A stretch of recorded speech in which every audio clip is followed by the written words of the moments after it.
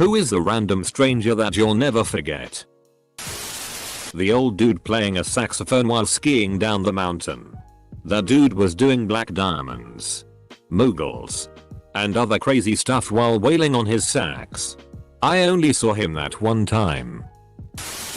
Was working at a gas station ways back. Young guy in a suit comes in talking on his phone. High energy. Wants lottery tickets. Guy 2 is standing behind him with a Mountain Dew. If I get caught selling shit to underage people, I get fined $1,000 and fired. So I ask for his ID. Dude loses his f-king mind. You don't need my f-king ID, just give me the tickets, bud. I actually can't until you show me your ID. Talking into his phone now. This f-king kid is asking for my f-king ID for lottery tickets, bro. I just need to see an ID, sir. FCK, kid, no you don't give me the tickets. Guy 2 with Mountain Dew.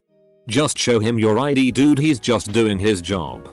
Dude is f-king livid now. He doesn't need ht blah blah blah, gimme tickets etc. Guy 2 with Mountain Dew. You realize you're a f-king joke, right? Everyone goes silent. Guy 2 with Mountain Dew. Stares calmly right at the dude. You're a f-king joke. Dude storms out. Give Guy 2 that Mountain Dew for free. Thanks Guy 2 with the Mountain Dew. This happened a while ago. I went to a special ed class and worked with the kids. I was complimenting one of the guys for reading perfectly. And he turns to me and says, "Are you trying to eat my ass?" Full stop. I didn't know whether to be offended or laugh. Efka said it loud so the teacher heard as well. In Vietnam, there was a family at a table. From behind, the father seemed a rather nondescript, albeit tall, white-haired gentleman. They weren't using a chair and my table needed one. So I leaned in and asked, "Excuse me, are you?" Semicolon. The father slammed his hand down, turned around and said, "I am not John Lithgow. Dot. Using that chair?" Semicolon.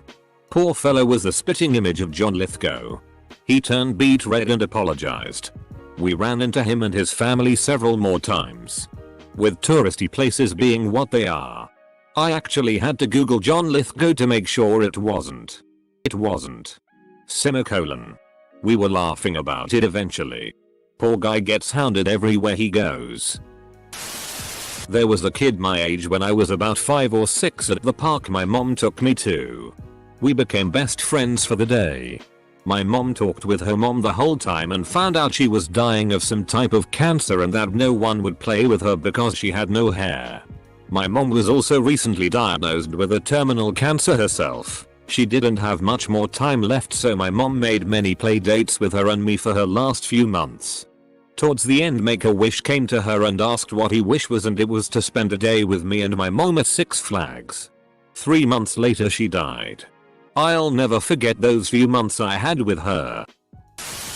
Some kid selling water near a DC landmark. I really just remember his catchphrase.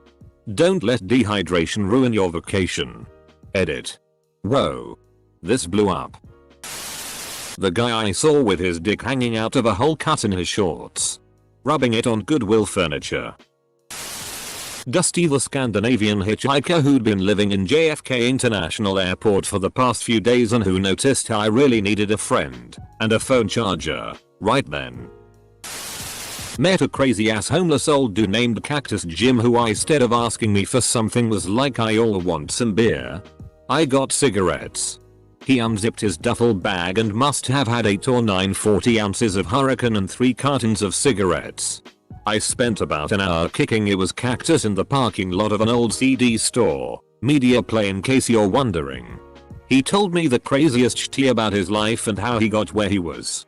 Turns out old Cactus was homeless by choice. He had money. Alert. I had a blast with this guy out of nowhere. He even demanded I took a carton of smokes and 2 40 ounces with me. Seriously, he demanded. Coolest stranger I have met. Laughed the hardest I ever have with that guy. I was really depressed during my first year of university. I went to the cafeteria one night after spending all day in my room sleeping, crying. I was sitting alone in one of the booths contemplating suicide. One of the guys that worked in the cafeteria was leaving for the day and made eye contact with me as he walked out the door. A few minutes later he walked back in, walked up to the table I was sitting at and asked me if I was okay. I was around 7 or 8 years old in the early 80s. I was playing in the water at the beach, PB in San Diego. I don't remember how it happened, but I woke up and I was worried out by the surfers. A teenage boy in a wetsuit was holding me and swimming toward shore. I hope I said thank you. I remember so little about it other than his face and the confusion and fear. My parents didn't even notice. Thanks, mystery boy. I was all dressed up, walking down Fremont Street in Las Vegas. I say to my friend, I wish I had a band-aid. These shoes are giving me a blister on my heel. And bam, this woman hands me a band-aid. I ended up writing a short story about her, where she's a freelance genie who goes around granting low stakes wishes. I was at Vons and I let this oldish black lady pass by. I, a 16-year-old male, all kinds of sweaty and gross after a sports camp outside in summertime, enter the local McDonald's for lunch. 50-year-old lady behind the cash register told me I had really nice eyelashes. She wouldn't stop talking about them for a full 2 minutes before I could finally get my order in. I'll never forget you. Random McDonald's cashier. You are an endangered species, now that MCDS is getting rid of its cashiers. I was eating at Golden Corral and a little baby, couldn't have been more than a year or 2 old, turned around in his little seat and gave me the cutest smile. I normally feel awkward when anyone, be they child or adult, acknowledge me, but his smirk was so smug and mischievous and adorable. Don't know why that stuck with me, but I hope he has the best life. Random guy behind me in line at a gas station several years ago. It honestly felt like the devil himself was right behind me. He didn't look angry or anything, just some normal looking blonde white guy with a beard. But the feeling I got off him was more than the hair standing on the back of your neck. It was my death right behind me. I threw my money down on the counter and left as quickly as I could. I will never forget that guy. I was in the Netherlands tripping on mushrooms and I had a conversation with this dude about life and whatnot. He dropped some truth bombs on me about life and gave me some general advice. I asked his name and he told me that he was in the 99% of people that would cross my path and then disappear, so his name didn't matter. I insisted and he told me his name. To this day I don't remember his name or even his face for that matter. But I will never forget some of the advice he gave me. I had a really strange encounter with a stanger when I was 14 or 15. My friend Dave and I were taking a bus out of Manhattan to meet up with his girlfriend and celebrate her birthday. When we got on the bus, it was rather full and we had to wait a few stops before a seat was available. I wound up sitting down next to a man in his 60s plus who appeared like he may have been homeless. He struck up a conversation with me, and before I got off the bus he hands me a random handful of mixed change.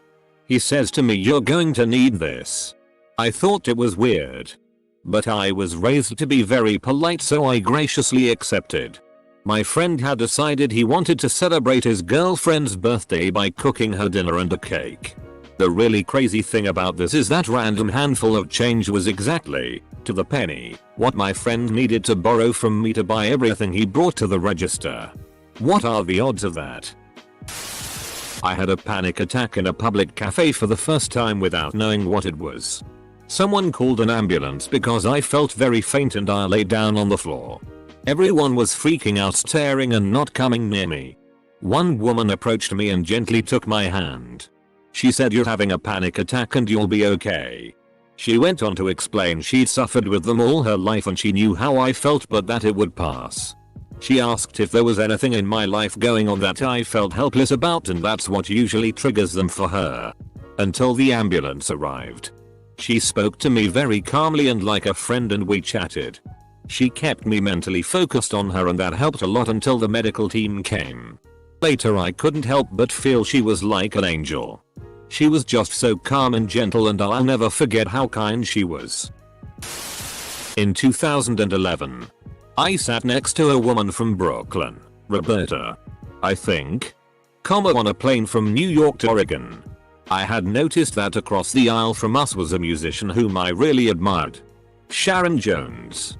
I remarked to Roberta that we were sitting next to a celebrity. Sharon overheard our conversation and was gracious enough to say hello to us and chat for a minute. I was on top of the world. Roberta and I spent the next 5+ hours getting to know one another. She was an ideal seatmate, and I really enjoyed her company. As we were unloading, she asked Sharon if she wouldn't mind taking a picture with me. Sharon agreed, and I got a photograph and a memory I'll never forget. R.I.P. Sharon.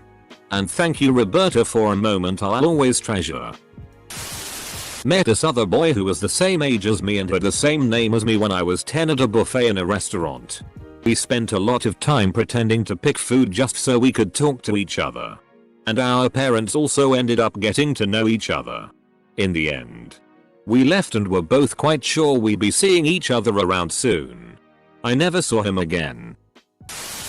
When I was about 6 years old, a friend and I were looking at the quarter machine that gives you a random little prize.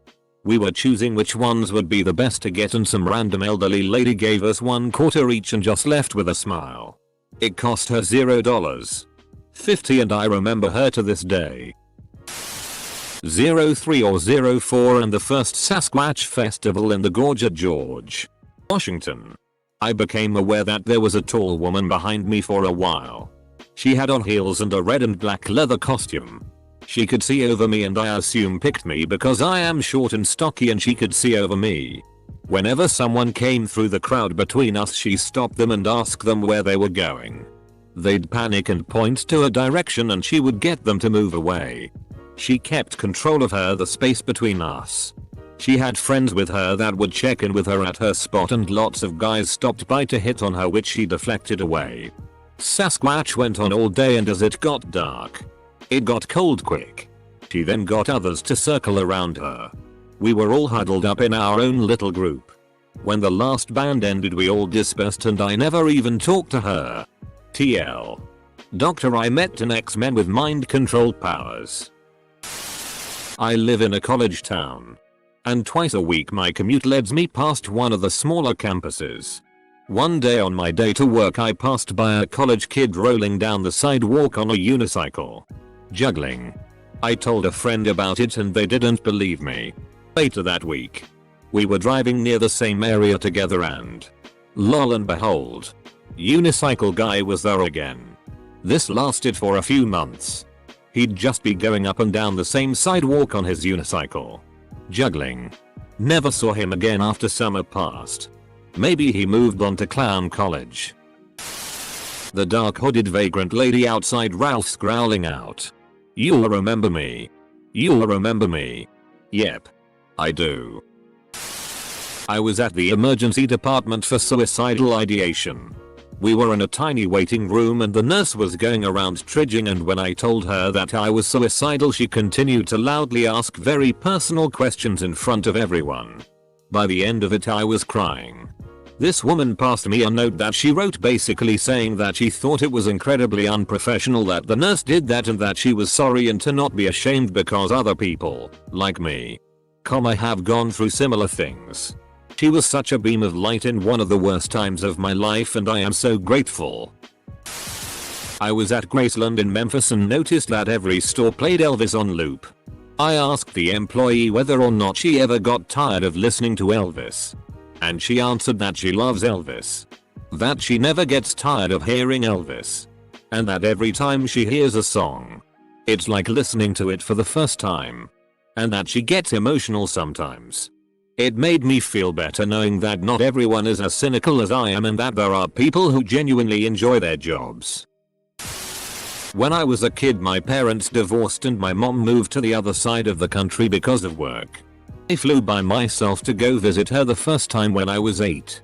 Being 8 and alone on an airplane can be very overwhelming and scary. But there was a woman sitting next to me. who just talked to me and asked me questions, and before I knew it we were about to land. I remember her telling me that she was very proud of how brave I was. I honestly will never forget her or those kind words she had for me that day. This German guy in Berlin I met at the laundromat who told me all about the tough time he was having in life. On the way out he gave me his grey shirt and thanked me for talking to him about everything for an hour or so. The guy who completely demolished two old ladies who were talking about me being fat loudly on the train. I am not confrontational. And he understood that. So he called them out. What a kind dude. And BTW. Happy Cake Day. When I was but a wee lad my parents took us to a beach. My siblings and I wanted to dig the biggest hole on the beach. Pretty soon this kid named Tyler and from Indiana and his brother joined us and helped us dig the hole. Tyler, if you're out there, thanks for helping us dig the hole. You rock. Tiger. Some old guy who started chatting with me at a truck stop and telling me about his time in World War II as a paratrooper. He was quite a fellow. That or the old guy at the bus stop who once offered me a swallow of his tequila that proceeded to tell me about getting caught running merch to Kentucky. One time at the grocery store there was a man in the checkout line in front of me, looked to be in his late 20s early 30s. Crying on the phone. He kept saying, "Please wait. Please wait. Give me 10 minutes. I'll hurry, I promise. Please. Please wait. Please." He sounded so sad and I felt so badly for him. I don't think I've ever seen a man cry like that in public. I've often wondered what was happening and hope things worked out. I have never met him but I used to play Word Feud with a guy named Wordsluth. We played for over 3 years, then he just disappeared a month ago. I don't know much about him but I wonder what happened to him. If you are reading this, David, I miss making badass words with you. A ragged homeless black man on a street corner in New Orleans. 3:00 AM during Mardi Gras. As a group of slightly drunk 20-year-olds trying to remember the street we had parked on. He asked if we could give him a couple of bucks in exchange for a song. Before we even agreed, he busted out Creedence Clearwater Revival's "Ossa Have You Ever Seen the Rain?" And it was insane. So absolutely amazing. Every word. Every note. Perfection. This song. The intense talent of an overlooked man will always stay with me. I was unloading some things out of the car with my mother when I saw a black guy around 70 years old casually walking down the street in the coolest suit I have ever seen. He looked like a 60s jazz singer with a nice hat and everything, and man was he rocking it. I got a bit of a Otis Redding or Sam Cooke vibe from him. So effortlessly cool. As he walked by I said, "Looking good, sir. I like your suit," and he gave me the coolest and nicest smile and said, "Thank you, son." He then looked at me and my mother for a second and said, "Promise me you'll always take good care of your mother. It's the right thing to do." I promised him I would, and with a great smile he shook my hand. Said, "I know you will. Take care, son," and continued his walk. Coolest dude I have ever seen and I will never forget him. A 70-year-old named Hawk McGuinness who I met in Zimbabwe. He was 10 years into a 20-year walk around the world. A real badass and a genuinely fascinating good guy. We spent 2 days together. That was 20 years ago and I still think of him often. I saw this dude on a bus one time. Average looking black guy with a nice beard. Didn't say or do anything. And there was nothing really remarkable about how he looked except that his face just looked kind. I don't know what it was about it. But if kindness itself could be captured in physical form, it would be that dude's face. I was on vacation in Japan with my family. I was with my brother at the time and we both rode on a train to go back to our hotel. On our way there I was setting up my GoPro to take a time lapse of the moving background. A 60-70-year-old lady was curious about what I was doing and asked, "Is that a camera?" in Japanese. I nodded because I assumed she didn't speak English, and she didn't. She then asked where I was from. At the time I didn't understand much, so I sat there attempting to translate what she said. Fortunately, A woman sitting next to her, probably early 20s, looked up from her phone and told me she's asking me where I'm from. Now that I understood, I responded saying I was from America. After that she said something about being far from home, I think. I complimented the lady who translated the conversation and said that she has good English, meaning she spoke very clearly. After a couple stops the old lady gets up, says something that can be translated to good health, and I say the same thing back to her. I'll never forget you, kind lady.